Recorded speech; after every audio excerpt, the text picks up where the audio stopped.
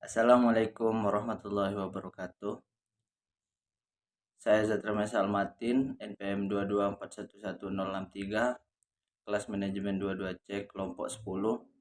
Di sini saya akan menjelaskan materi manajemen pemasaran, yaitu merancang dan mengelola saluran pemasaran. Saluran pemasaran dan jaringan nilai. Saluran pemasaran atau marketing channel merupakan sekelompok organisasi yang saling bergantung, mempunyai beragam fungsi serta terlibat dalam pembuatan produk atau jasa yang disediakan untuk digunakan atau dikonsumsi. Sebagian besar produsen membutuhkan saluran pemasaran guna menjual produk atau jasanya sampai ke pengguna akhir. Arti penting saluran. Sistem saluran pemasaran atau marketing channel system merupakan sekelompok saluran pemasaran tertentu yang digunakan oleh suatu perusahaan, dan keputusan tentang sistem ini merupakan salah satu keputusan terpenting yang dihadapi manajemen. Pilihan saluran tergantung pada strategi pemasaran perusahaan dengan memperhatikan segmentasi, penentuan target, dan positioning. Ada dua strategi, yaitu strategi dorong atau push strategi. Menggunakan tenaga penjualan, uang, promosi dagang, atau sarana lain produsen untuk mendorong perantara membawa, mempromosikan, dan menjual produk ke pengguna akhir. Tetap digunakan bila loyalitas merek dalam suatu kategori rendah.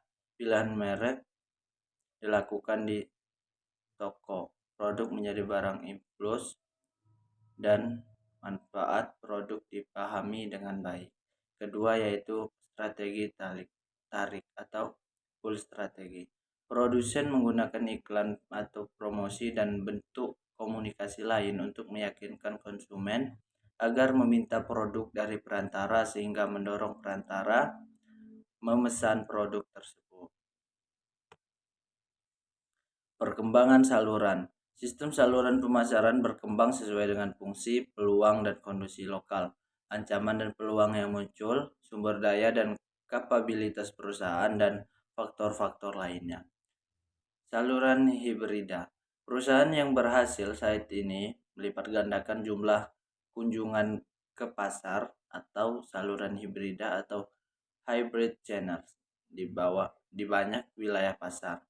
Pelanggan mengharapkan integrasi saluran yang ditentukan karakternya oleh fitur-fitur seperti yaitu kemampuan untuk memesan produk secara online dan memilihnya di lokasi eceran yang nyaman, kemampuan untuk mengembalikan produk yang dipesan secara online ke toko pengecer terdekat, hak untuk menerima tawaran diskon dan promosi berdasarkan total pembelian online dan offline. Memahami kebutuhan pelanggan. Faktor-faktor yang mempengaruhi konsumen untuk memilih saluran adalah faktor harga, pilihan produk, kenyamanan pilihan saluran, dan juga tujuan belanja mereka, atau ekonomi, sosial, atau eksperimental. Seperti halnya produk ada segmentasi dan pemasar yang menerapkan berbagai jenis saluran. Begitu juga dengan konsumen yang harus disadari memiliki perbedaan dan kebutuhan selama proses pembelian.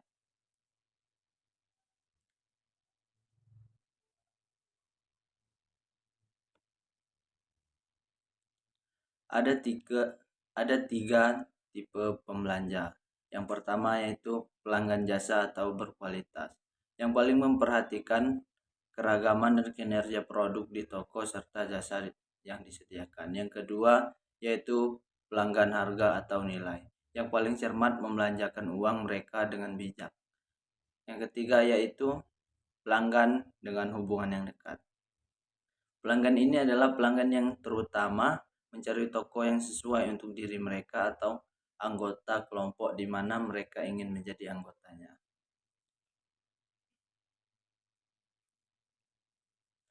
Rancangan sistem dan saluran pemasaran. Yang pertama yaitu menganalisis kebutuhan konsumen, menentukan tujuan saluran, mengidentifikasi saluran utama, mengevaluasi alternatif saluran utama. Sistem pemasaran multisaluran. Pemasaran multisaluran terjadi ketika perusahaan menggunakan dua atau lebih saluran pemasaran untuk menjangkau satu atau lebih segmen pelanggan. Dengan menambah saluran, perusahaan dapat mendapat 3 manfaat. Yang pertama yaitu meningkatkan cakupan pasar, kedua biaya saluran yang lebih rendah, dan yang ketiga yaitu lebih banyak penjualan yang lebih sesuai dengan keinginan pelanggan. Penyebab konflik saluran yaitu satu, ketidakselarasan tujuan, dan kedua peran dan hak yang tidak jelas, yang ketiga perbedaan persepsi, dan keempat ketergantungan perantara dan produsen.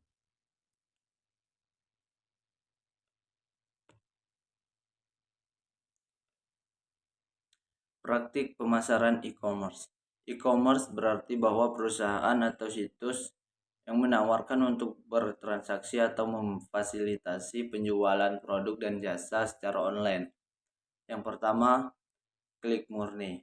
Perusahaan yang meluncurkan situs web tanpa sebelumnya memiliki keberadaan nyata, memiliki kekurangan seperti konsumen merasa kurang nyaman melakukan belanja online, tidak adanya interaksi, dan hanya 1,8% dari total pengunjung yang membeli.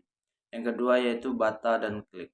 Perusahaan lama yang membuka situs online sebagai informasi atau e-commerce memiliki kekurangan seperti pihak pengecer, agen atau toko offline akan berkurang penjualannya. Yang ketiga yaitu m-commerce.